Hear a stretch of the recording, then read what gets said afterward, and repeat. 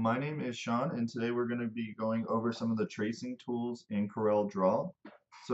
Just to get a feel for everyone's experience, has anyone used any of the trace bitmap or the Bspline tool?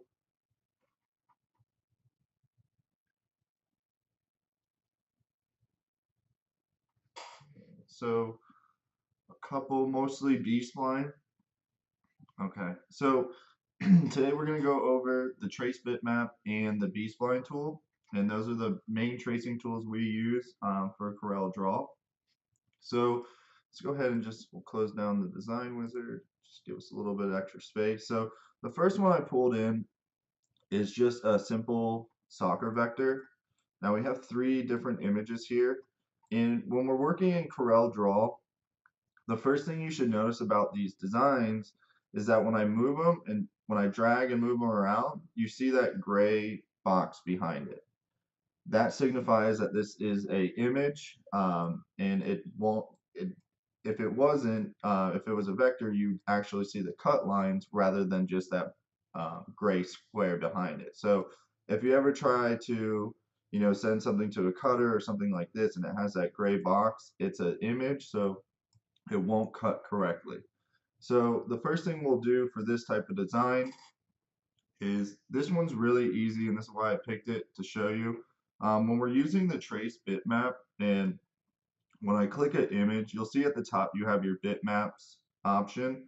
So right now a lot of it's grayed out, and that's because I don't have anything selected. So if I go ahead and select my soccer ball, when I go to bitmaps, you'll see a lot of these options lit up so you can actually use them. So the three main ones is the quick, centerline, and outline trace. And if you look on our Corel toolbar at the top, you'll actually see trace bitmap and quick trace, centerline, and outline. So this is just a quick little shortcut area. So once you click an object you want to trace, it'll give you the option right here. And the one we're going to be using is the outline trace. And there's a few options in here as well. And I'll kind of go through those just to kind of show you what each one does. But for this design, we'll just go ahead and select clip art. So when I do that, you're going to see this power trace come up in your CorelDRAW. So the top left will see power trace, and you have your original image on the left, and your new trace is going to be on the right. So you'll see the transparency behind the image now. So this is our before and our after. And if you go up here, you'll see the preview. It says before and after. So if you don't really want just the before and after, you can do a large preview, and that's just going to give you the after. And so you can use the scroll on your mouse to zoom in and out of certain areas. So if you really want to see how a certain area traced, you can zoom in and move that around. And we also have the wireframe. So this is going to give you the cut lines. So if you just want to see the cut lines, you can use that option as well. Usually to start out with, I started with the before and after, and then I kind of just started going to the large preview after that.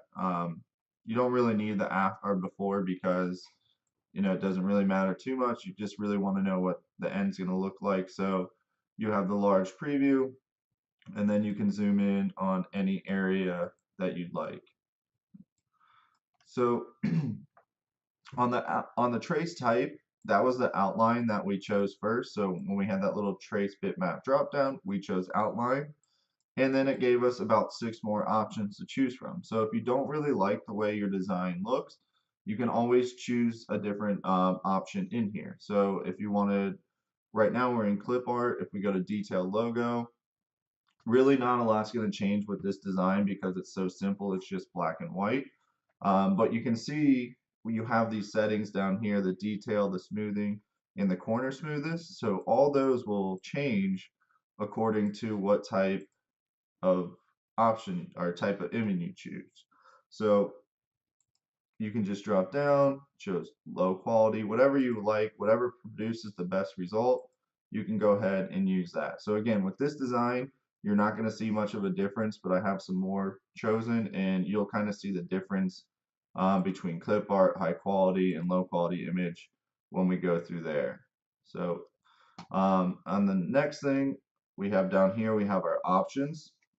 So if we want to remove a background, you can choose that. If not, you don't have to. So where the transparency is now, those little squares behind it, if I uncheck this, you'll actually have a white background in your image. So I'll leave that as is for now so we can see that on the next screen.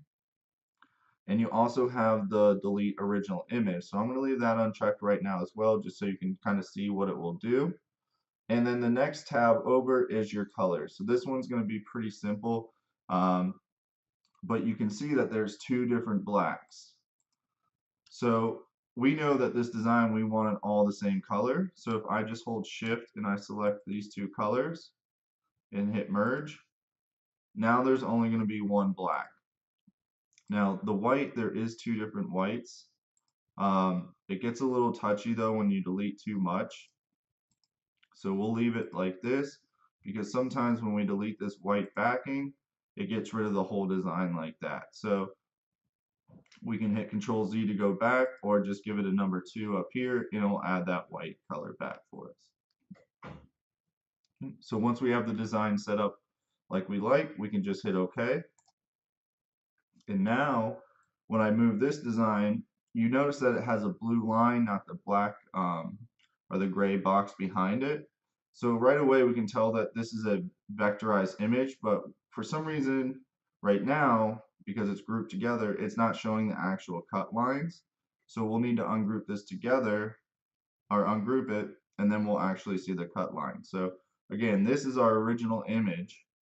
So when the trace bitmap feature, if I were to do the same thing and hit delete original image and hit OK, now it's going to get rid of that picture and just leave us with our vectorized design.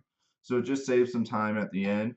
You don't have to, delete anything extra. You can just move on and use your vectorized image. So does anyone have any questions about tracing, any of the basic tracing features right now that we just went over? Does anyone need to see that again? All right, awesome. So the biggest thing is when we trace an image like this, and I chose the soccer ball on purpose because it has all these white, um, shapes inside of it. So when we bring this vector in, even though it's a white, so someone asked to show the cut line, so I'll show that in 1 second. So even though this is white in all these areas, it actually brings it in as a vector. So if I wanted to, I could go around and change all these colors just so you can see it. So when we're creating a design like this, just know that whatever white areas you have in that design too will come through in the design.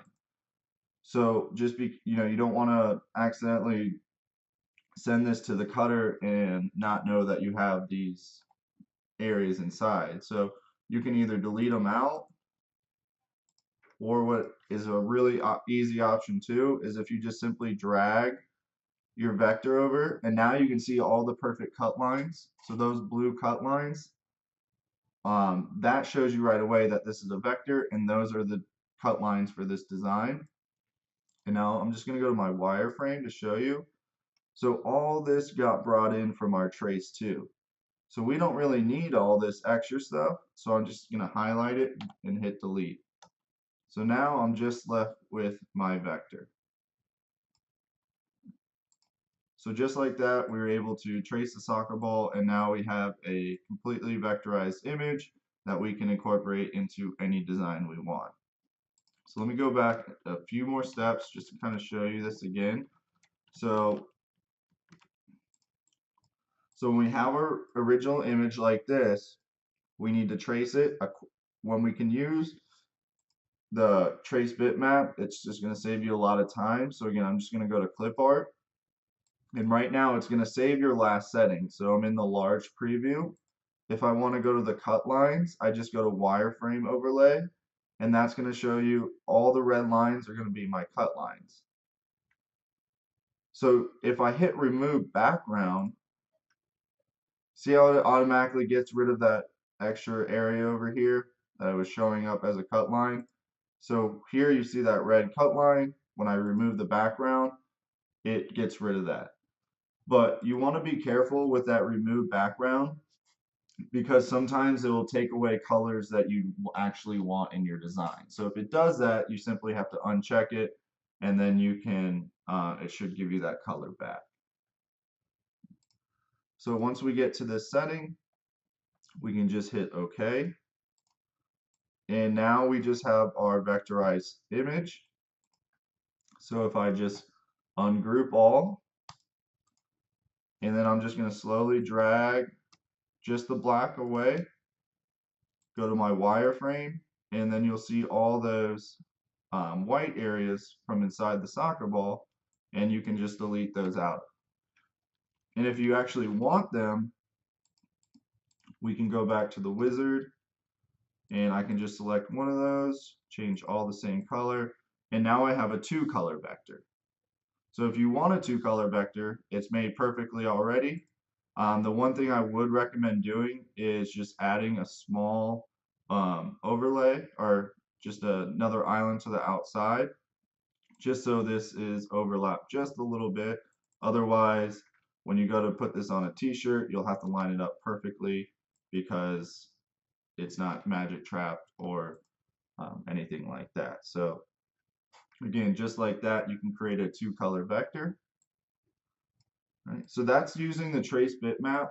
And so those kind of images, and let me pull up Google really quick. So when we're searching for an image like that, you don't want to get in the habit of just taking a lot of vectors, especially from Google or stuff like that, because it is someone else's design. So if you create it and resell that image, you can get in trouble for that. So however, with the soccer ball,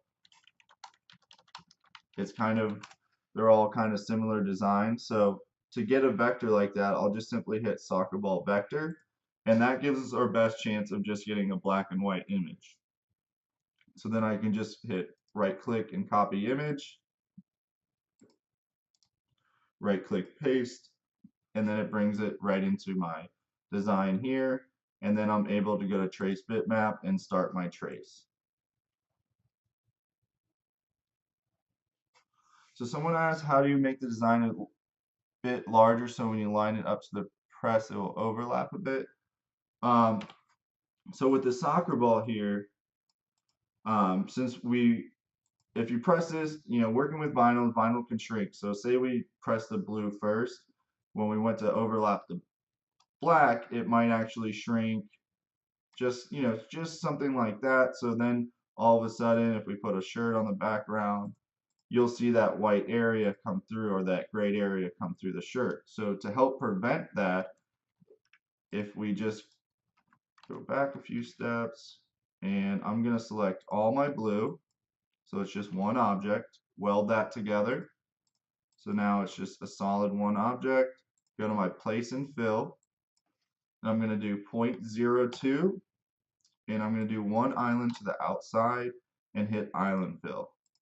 So if I zoom in, you'll see this white line, and I'm just going to select my blue, delete that. Now I'm going to move my white to the back, and I can change the color just so you can see it. Now when I double click that, you can actually see that the black is on top of it just a little bit. So now that should help prevent you from showing any color when you go to layer this 2-color design. So if anyone's ever used the magic trap feature right here, essentially what we did was created a magic trap in reverse. So when we have 2 objects like this, let me just color coordinate these.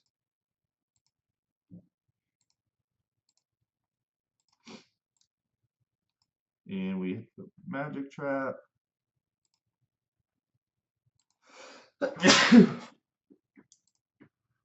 So now when I come here and click on this image, let's convert them to object or curves. So now you can see that it's slightly overlapping into the blue. So what we did was just the opposite, and we added an island to the outside. So now that it's slightly overlapped by the black. So that will help with layering any type of like two color vinyl. And if it's glitter, you're still able to um, layer that as well because it's such a small overlap that it will still adhere correctly.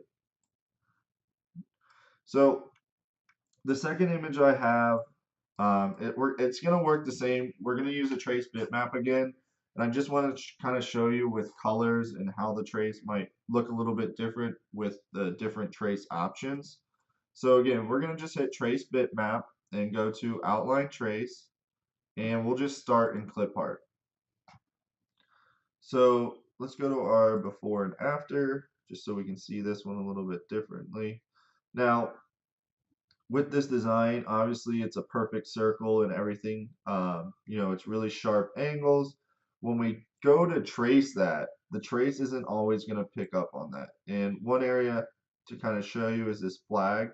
So you can kind of tell this is supposed to be a smooth little area, but if we zoom in here, you can tell on the flag that it starts to kind of dip and it doesn't match up to our line here. It starts to go way down. This point of the mountain is really jagged. So little things like that are going to come over when you trace it. It's not always going to be a perfect trace. It's not going to be perfect shapes and stuff like that. So take that into account when you're using this trace fill, is that sometimes it might be better to B-spline certain designs because you can get really sharp angles. Whereas with the trace, if we zoom in on all these kind of sharp angles, they're really not, some of them are curved and jagged and not as clean as the original design. So with the trace, you're not always going to get that. And you can try with different options. So if we go to high quality image, you can kind of see things start to change around. Let's go to low quality. So not too much of a difference, but we can definitely see some shaping differences on these mountains when we go to different types of images. So whichever one works best, you can go ahead and choose. And with this again, when we go to colors, it's definitely better to merge beforehand. So these two yellows, we know there's only one yellow. And also in here, whenever you choose a color, let's go to large so we can see a little bit easier. Whatever color I'm clicked on, it will put lines through the design. So you see all these lines coming through this blue. Well, that's because I have it selected. So when I select this yellow, you'll see the lines come up here. And then when I select both yellows, you'll see all the lines go through. So we can go ahead and merge those together. So now it's just one solid yellow, and you'll see all the lines coming through there just to show us that we have that part selected. So again, any color we choose or click on, you'll see that. So these green and blue, let's go ahead and weld those together. All right, so once we're done, we can just hit OK. And now it'll give us our design. But again, it's with this, when I zoom in now, you can kind of see the image and the jaggedness of the design isn't really that clean um, compared to the original image. So just keep that in mind when you're creating these traces, that they're not always going to come out perfect. But usually with a black and white image, it can pick that up a little bit better. So if you're searching for something and you hit vector or silhouette, usually that will give you a black and white image of whatever you're searching for. So if you're trying to trace it, it'll come in a lot cleaner um, for your actual design. And then you can add color to it if you need to. So the last one we're going to do is we're going to do a B-spline around this design. Just to kind of show you with the trace bitmap and something like this, when we go to our clip art, it's going to be very difficult, especially if we're only using vinyl. It doesn't pick up a lot of different colors well together, and this design is, or this original image is a little bit pixelated, so it's going to have even more trouble bringing it in. So maybe if you're using a printer or something like that, this kind of image might be okay and what you're looking for, but when we're working with vinyl, something like this is going to be very difficult to deal with. So in the end of it, it's going to look a little bit better if we just use a B-spline and trace it. So you can see that the colors that it brings in is 131 different colors. So if we try to simplify that to 10, let's see, it's not even letting us. Oh. So it helps a little bit, but you still see all the ruggedness, and it just doesn't, do us justice. And let's go down to 5, see if that looks a little bit better. So again, it starts mixing in a lot of different colors, and you're not going to end up with a good trace. So instead, in a design like this, we can just simply use the B-spline. So has anyone used the B-spline before? I know we had a couple people said they maybe attempted it once or twice. So the B-spline, there's a couple different ways. Well, there's a couple techniques while you're using the B-spline that can give you a better looking image. Now, one of the big thing too is when you're creating a B-spline is once you zoom into the image, and I'll just do it really quickly. While you're B-splining, you can't use the mouse to zoom out. So if I double click, I can zoom out and then click to proceed where I left off. But I can't actually, so I can't actually zoom in until I double click, and then I can zoom in. And then just by clicking on my last node, and a node is, I'm just going to click off this design really quick. A node for these designs are all these little boxes. Every time we click, we leave a node. So these nodes can be edited at any time once the design is complete, or once we click off the B-spline. You can go back and edit these nodes. So if we're creating a design, and let me just start going around the helmet. So if I'm going around the helmet and I get distracted and I accidentally click way off over here and make him look like he's got like a unicorn helmet, don't worry about it, because you can't just simply stop working on the B-spline. You either have to stop and delete it or finish it and go back and edit it afterwards. So once we get done with this helmet, we have our helmet shape here. Well, I can just go back, double click on my B-spline, and then go ahead and edit these nodes, and I'll just bring them back down. And now I have my helmet back to the right shape. So if you mess up while you're using the B-spline, don't worry about it. You can go back and edit the nodes afterwards. So, I know sometimes you can be, yeah, so even with, someone had a really good question. With the last designs we used too, so anything that we use to trace bitmap on, these nodes can be, any nodes can be edited. So once it's vectorized, you can really do anything you want to the design with the nodes. So, just if you wanted to make them really squiggly like that, if I wanted to add a node, I can just double click on the line. So wherever I want, I can just start adding nodes and, add to my design if I think it's going to make it look better. So anything that's vectorized will have nodes, and to double click, you can add them, and to double click on an existing node will delete it. So yeah, someone asked the one design we had with the flag and the hills. You could go back and sharpen those corners with the nodes, but at that point, I'd probably just retrace it, because one of the things we can do with the nodes, with the B-spline, is when we're tracing, if we hold the letter V as in vector around a sharp angle, so let's come up right where his legs meet. So if I'm going around and I'm just going to do a B-spline first without holding V, you can see that corner right here it's nice and rounded. To get it to a really sharp angle at this point would be pretty difficult. I'd have to add probably a couple nodes in here just to try to make it a little bit sharper. And again, just adding it like that, it cleans it up, makes it a little bit sharper, but it's definitely a lot more work. Whereas if I just came through this design to begin with, And once I get to this point, instead of just clicking, I'm going to hold the letter V on my keyboard as in vector. So I'm hold down V, click, and then just let go, and then just start clicking again.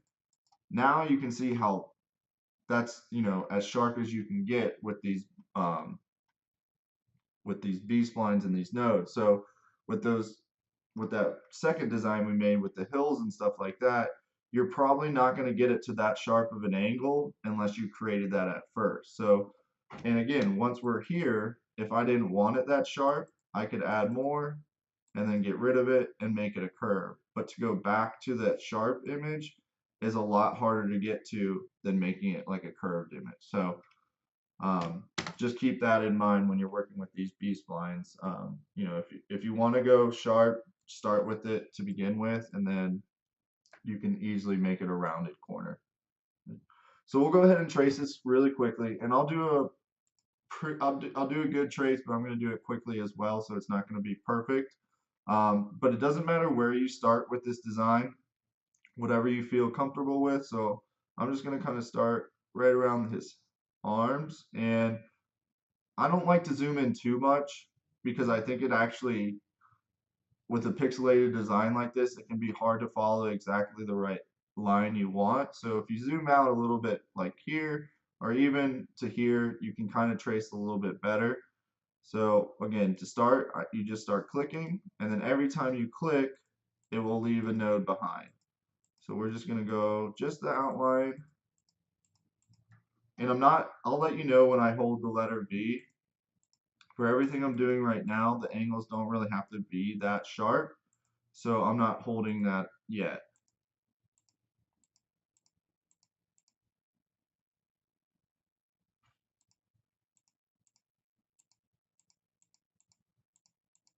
So again, we're just going around, just clicking.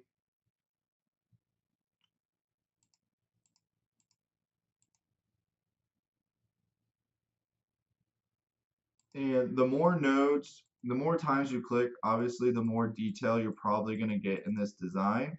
You don't want to overdo it at the same time, but certainly like around the shoe, if I wanted to zoom in and really get this tag perfectly or get laces, um, I could spend a little bit extra time on those kind of areas to get more detail. But for this one, we're just going to kind of do a nice little trace. So this part where we're coming up to his legs, I'm just going to hold V as in vector just to get a really nice sharp angle there. And I just hold it just while I'm clicking at it, and then I can let go.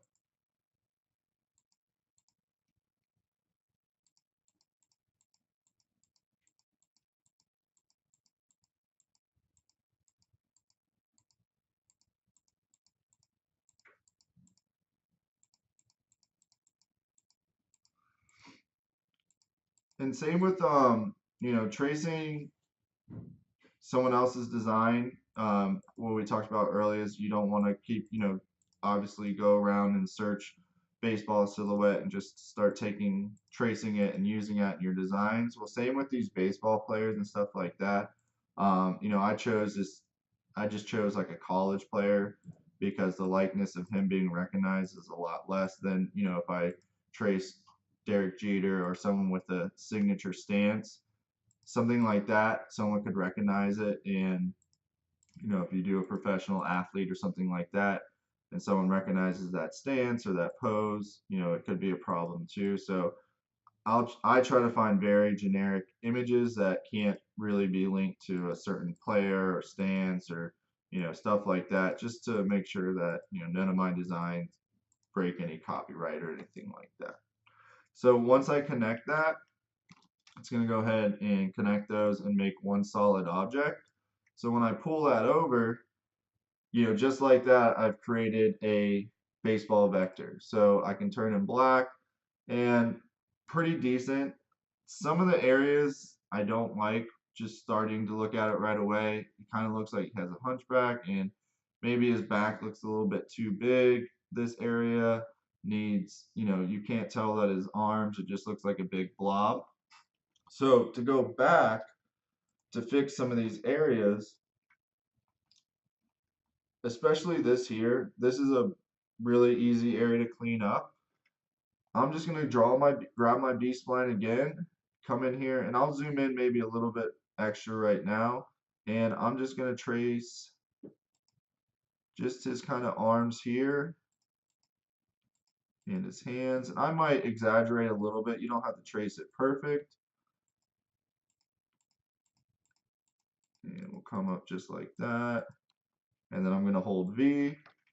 So now I have my object here. And once I have that, I'm just going to hold Shift, select my second vector, my original. So now I have these two selected. So just like that, you can see the hands.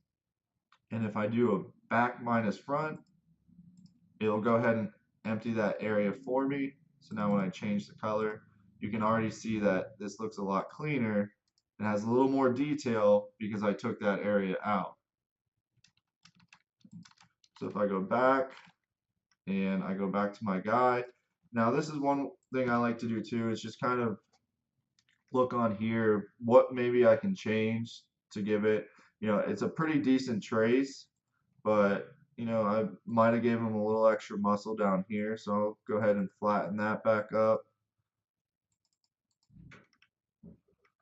Make that just a little bit cleaner, and so that looks good.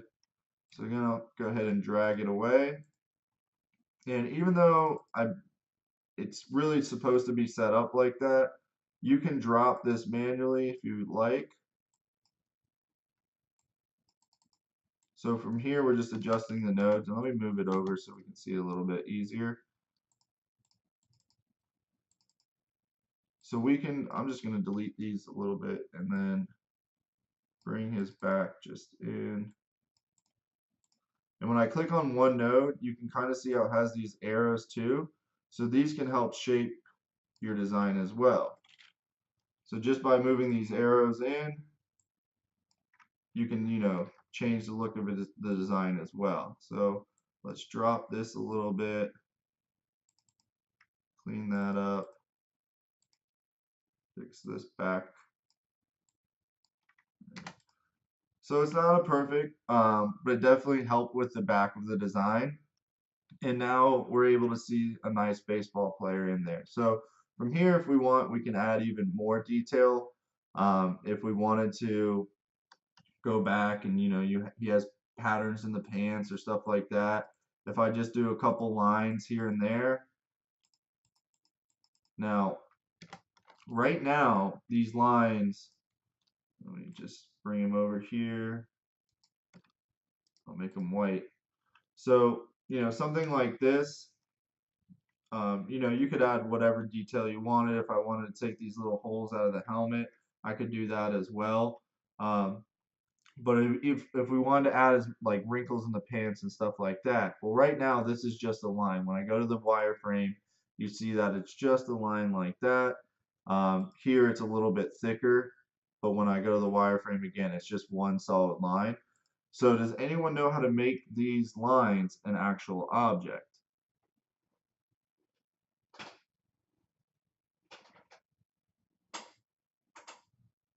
All right, so to make them an actual object, right here on our TRW toolbar, you'll see Convert Outline to Object. So now when I just hit this button and I go to my wireframe, you can see the difference. So these are just simple lines where now this is reading as an actual shape or object. So I can do the same thing. So I'm going to click on this line, Convert Outline to Object, and then it just turns it just like that for me. All right. So just by hitting this button, it'll convert those. Yeah, so this will give me cut lines. So technically, someone asked if that would give us cut lines. Technically, these are cut lines as well. Your cutter will read those and cut those out. But again, it's just a line. It's just one solid line, so it's not really gonna give you something to weed. It's just gonna put cut lines in there for you. Whereas if you convert those to curves, those actual lines now are those objects. The whole square or rectangle shape will be cut rather than just a squiggly line.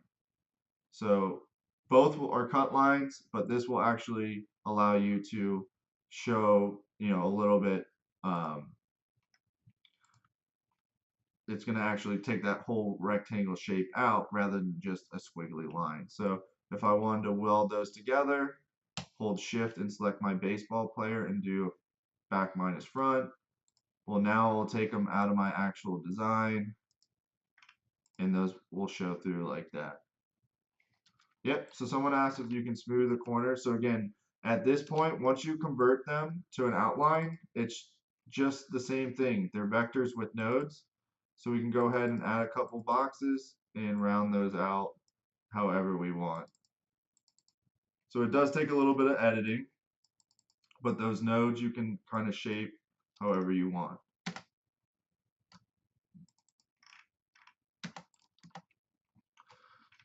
If we want to take anything out of a design, so with his helmet, let's just add that really quick. We wanted to take those out of the helmet too. Doesn't have to be anything special. Let's go ahead and change these to a different color so we can see them, and then I'll just place them on the helmet here.